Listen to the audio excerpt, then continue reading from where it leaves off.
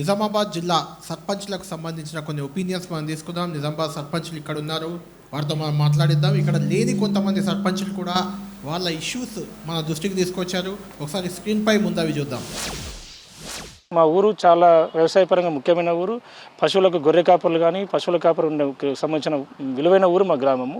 So మా ఊరికి యొక్క గ్రామ రైతుల్ని దగ్గర ఉన్న ఆరుమూరు అంకాపూర్ సైడ్ తీసుకెళ్ళి అక్కడ ఉన్న ఏవైతే మౌలిక వస్తువులు కానీ వ్యవసాయ పనులు చేతున్నటువంటి చేతస్థాయిటువంటి పంటల పసుపు పంట, మొక్కజొన్న అంతర పంట ఏవైతే ఉన్నాయో వాటి మీద అవగాహన కోసం ప్రత్యేకించి ఒక రోజున మా గ్రామం నుంచి రైతులందరూ తీసుకెళ్ళి బస్సులో తీసుకెళ్ళి అక్కడ అవగాహన కల్పించి మనం ఇట్లా వ్యవసాయం చేసుకోవాలని చెప్పేసి ఒక ప్రక్షాళన విధంగా ప్రయత్నం చేస్తూ ఉంటాం. మా గ్రామంలో ఉన్నటువంటి కళ్యాణ మండపం కావచ్చు, రైతు కళ్యాణాలు కావచ్చు, ఇందిరమ్మ ఇండ్లు కావచ్చు, లేని వాళ్ళందరికీ పట్టాల సమస్యలు కానీ ఇంకా చాలా అనేక సమస్యలు ఉన్నాయి. అవన్నీ కూడా నెరవేరుస్తానని ఎలక్షన్ల ముందు చెప్పాను. అవన్నీ కూడా ఎమ్మెల్యే గారి సహకారంతో అన్నీ ఒక్కొక్కటి నెరవేరుస్తూ ముందుకెళ్తాను.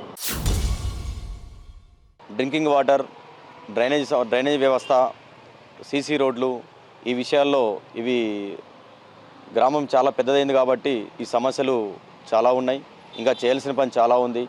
శ్మశాన వాటికలు, సబ్ సెంటర్లు అన్నీ ధర్మారం గ్రామానికి ఏవైతే అవసరం ఉంటుందో ఆ ప్రతి పని ఈ 5 సంవత్సరాలు ఎమ్మెల్యే సార్ గారు భూపతి రెడ్డి సార్ అండదండలతోటి గ్రామాన్ని అభివృద్ధిలో తీసుకెళ్ళడానికి అందరి మద్దతు తీసుకుంటాను.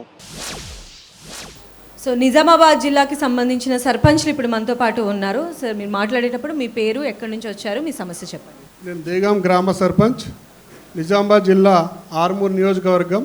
నా పేరు విట్టల్ లింగారెడ్డి. అయితే మొదటగా 10 టీవీ వారికి ఈ గ్రామ స్వరాజ్యం పేరిట సర్పంచ్ల సమ్మేళనం ఏర్పాటు చేసి ఈ కార్యక్రమం నిర్వహిస్తున్నందుకు సర్పంచ్లందరి తరపున కృతజ్ఞతలు తెలియజేసుకుంటున్నాను.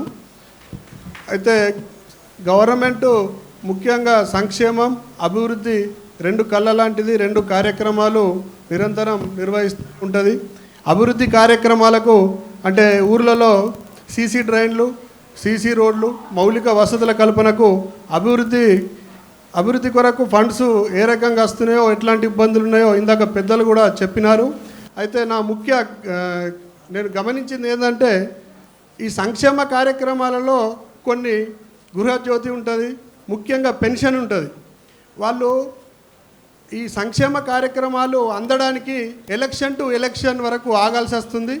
ఎందుకంటే ఇప్పుడు ఒక మహిళ భర్త చనిపోతే ఇప్పుడు ప్రజెంటు 2018 నుంచి ఇప్పటి వరకు కూడా వాళ్ళ భర్తకు పెన్షన్ ఉంటేనే ఆ భార్యకి అది ట్రాన్స్ఫర్ చేస్తున్నారు తప్ప మిగతా వారికి భర్తకు ఒకవేళ పెన్షన్ రాకపోతే ఆ వితంతువుకు మళ్ళీ ఎలక్షన్ల వరకు ఎందుకు అంటున్నానంటే ప్రతి గవర్నమెంట్ కూడా ఎలక్షన్ల ముందే ఇట్లాంటి పెన్షన్లు ఒకటేసారి శాంక్షన్ చేస్తూ ఉన్నది. ఏమన్నా అంటే సంక్షేమ కార్యక్రమాలు నిరంతరం జరుగుతూనే ఉంటాయని అంటారు, కానీ అది ఎక్కడ కూడా కనిపిస్తలేదు. దయచేసి మా ఊర్లో, మా గ్రామంలో వితంతు పింఛను కొరకు నాకు తెలిసి ఒక 20-30 మంది మహిళలు వితంతువులు ఒక 5-6 సంవత్సరాల నుంచి వెయిట్ చేస్తూ ఉన్నారు. ఎవరైతే చనిపోయిన వాళ్ళ భర్తలకు పెన్షన్ వచ్చిందో వారికి మాత్రం ట్రాన్స్ఫర్ అయింది, మిగతా వారికి పెన్షన్ రావట్లేదు. నాకు తెలిసి వాళ్ళు మళ్ళీ ఏదో ఎన్నిక దాకా ఆగాల్సి ఉంటుంది. ఇట్లాంటి సంక్షేమ కార్యక్రమాలు ఎవరైతే అర్హులవుతారో వాళ్ళు ఎప్పుడు అర్హులవుతారు, భర్త చనిపోతే అర్హులవుతారు. అప్పుడు వెంటనే నిరంతరం అప్డేట్ మేము గ్రామ పంచాయతీ నుంచి మేము వాళ్ళ దరఖాస్తు తీసుకొని పై అధికారులకు చేరవేయంగానే దాన్ని శాంక్షన్ చేసే కార్యక్రమం చేయాలని చెప్పి, అట్లనే గృహజ్యోతి కానీ ఇంకా మిగతా అన్ని సంక్షేమ కార్యక్రమాలకు ముఖ్యంగా ఇంకోటి ఏంటంటే ఇప్పుడు ఇందిరమ్మ ఇండ్లు ఇస్తారు, చాలా సంతోషం. చాలామంది పేదలకు దానివల్ల లాభం జరుగుతుంది. అయితే ఎవరికైతే పట్టా భూములు లేవో, ఎవరికైతే ప్లాట్ లేదో, కనీసం 100 గజాల జాగ లేని వాళ్ళు కూడా మా ఊర్లో 50-60 మంది వరకు ఉంటారు కుటుంబాలు. వారికి కట్టుకుందామంటే జాగ లేదు. ఆ జాగతోటి ఇల్లు గతంలో గత గవర్నమెంట్లో వాళ్ళు లబ్ధిదారులుగా ఎన్నికైనారు. వారికి ఇప్పుడు వెనుక ముందు ఏదో అంటారు చూడు సామెత, అట్లా ఉంది వాళ్ళ పరిస్థితి. ఎందుకంటే ప్లాట్ ఉన్న వారికి ఆర్థిక సాయం చేసి ఇందిరమ్మ ఇల్లు కడుతురు, కానీ అసలే జాగలేని వారికి ఇప్పుడు ఏ సదుపాయం గవర్నమెంట్ కల్పిస్తలేదు. ముఖ్యంగా మా ఆర్మూరు ప్రాంతంలో కళ్ళాలు లేక రోడ్ల వెంబడి ఈ పసుపు పంట కానీ, ధాన్యం కానీ, మొక్కజొన్న కానీ ఆరబెట్టడం వల్ల ద్విచక్ర వాహనదారులు అనేక మంది ప్రాణాలు కోల్పోయారు. చాలామంది కాళ్ళు చేతులు విరిగి అవిటి వాళ్ళు అయినరు. కాబట్టి ఈ కళ్ళాల కొరకు రాష్ట్ర కేంద్ర సర్కారులు కానీ అటు ఈసీఎస్ ద్వారా ఆ కళ్ళాలు జరిపోవు. అది ప్లేస్ ఉన్నవారికి మాత్రమే వాళ్ళు వాళ్ళ పంట పొలాల్లో వేసుకుంటున్నారు. అరెకరము ఎకరము 2 ఎకరాలు ఉన్నవాళ్ళు వాళ్ళ ప్లేస్లోనే కళ్ళాలు వేసుకొని ఇష్టపడరు. కాబట్టి గ్రామాల్లో అవైలబుల్ ఉన్నటువంటి గవర్నమెంట్ భూమి కానీ ఎక్కడ కూడా గవర్నమెంట్ భూమి లేకపోతే పట్టా భూమి కొని అయినా కానీ కళ్ళాలు ఏర్పాటు చేస్తే రైతులకు కళ్ళలో ఆనందం చూడొచ్చు. పంట అకాల వర్షాలకు పంట నష్టపోకుండా ఉంటుంది. అట్లనే ద్విచక్ర వాహనదారులు చాలామంది వాహనదారులకు కానీ ఆ రోడ్లు వెంబడి చాలా ట్రాఫిక్ ఏర్పడుతుంది. మీరు సీజనల్ మీరు ఎమ్మెల్యేలు అంటే పెద్ద పెద్దవారు కూడా గ్రామాల పంట వచ్చినప్పుడు చూసి ఉంటారు. ఆ గ్రామాలలోకి వచ్చినప్పుడు ట్రాఫిక్ ఇక్కడ నుంచి ఎక్కడి వరకు ఇంకా ముఖ్యంగా అంటే ప్రధాన రహదారులు జాతీయ రహదారుల మీద కూడా పంట ఆరబెట్టడం అందరం చూస్తూనే ఉన్నాం. ఇది చాలా ముఖ్యమైన విషయం. ఈ కల్లాల ఏర్పాటు చేసినట్లయితే అటు ద్విచక్ర వాహనదారుల ప్రాణాలు కాపాడిన వాళ్ళం అవుతాం. అట్లనే రకాల వర్షాలకు ఈ రైతుల పంటలు తడిసిపోకుండా వారిని కూడా కాపాడిన వారం అవుతాం. కాబట్టి నా తరపున నేను విన్నవించేది ఈ వేదిక నుంచి సంక్షేమ కార్యక్రమాలు నిరంతరం జరగాలి. ఎందుకంటే మేము సర్పంచ్లో ఎక్కినాం, దురదృష్టవశాత్తు ఎవరైనా చనిపోతే ఈ సర్పంచ్ మాకు పని చేస్తలేడు, పింఛన్ ఇప్పిస్తలేడు, పోయిన సర్పంచ్ ఇప్పించడు మాకు అని అంటారు. ఎందుకనంటే గతంలో ఎలక్షన్ అప్పుడు మాత్రమే ఇస్తుర్రు, అప్పటిదాకా వెయిట్ చేసే పరిస్థితి లేదు. మేము తిట్లు పడాల్సిన పరిస్థితి ఏర్పడుతుంది వాళ్ళకి పింఛన్ ఇప్పించలేకపోతే. అది మా ఫాల్ట్ అనుకుంటారు వాళ్ళు. సర్పంచ్ ఇప్పించలేకపోతున్నాడు, అసమర్థుడు అనుకునే పరిస్థితి ఉంది.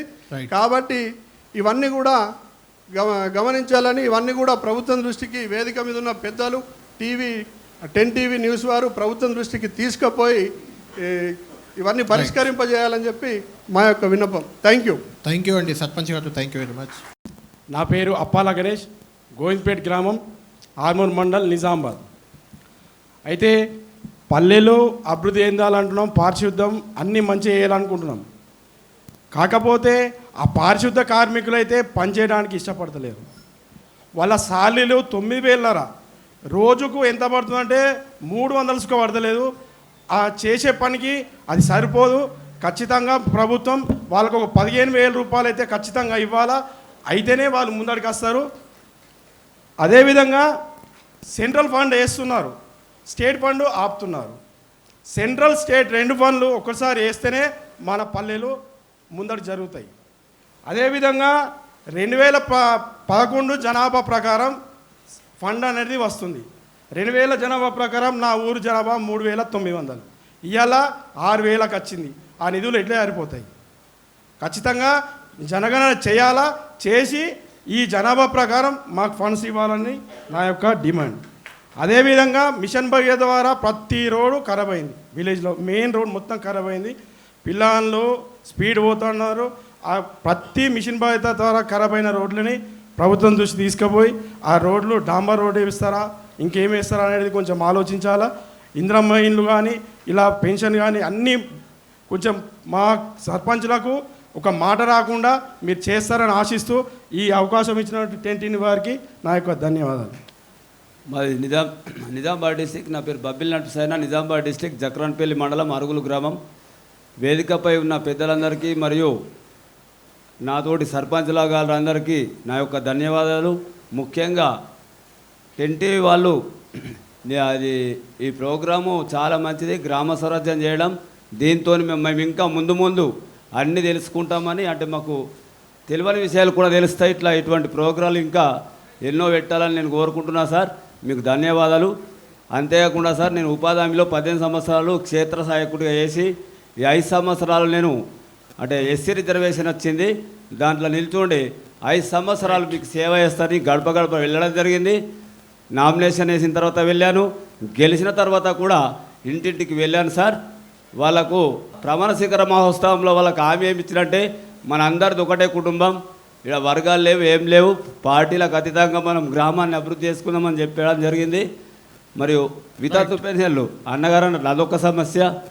మరీ పేదవాళ్ళు సార్, ఇందిరమ్మ ఇల్లు 5 లక్షలు వస్తాయని కట్టిర్రు, వాళ్ళు పిల్లలు చూసిర్రు.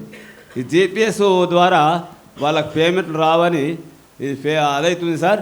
పేదవాళ్ళు లేకనే వాళ్ళు కట్టుకుంటున్నారు. 5 లక్షలు వస్తాయని ఆశతో ముందస్తు వాళ్ళు పిల్లల్ని వేసుకోవడం జరిగింది. అటువంటి అవిట్లకు డబ్బులు రావాలని వాళ్ళు బాగా బాధపడుతుంది సార్. మా గ్రామంలో 6 కుటుంబాలు ఉన్నాయి, వాళ్ళకి కొద్దిగా డబ్బులు వచ్చేటట్లు చేయాలని నా విన్నపం. సర్పంచ్ గారు right, thank you Sandhya. Ranga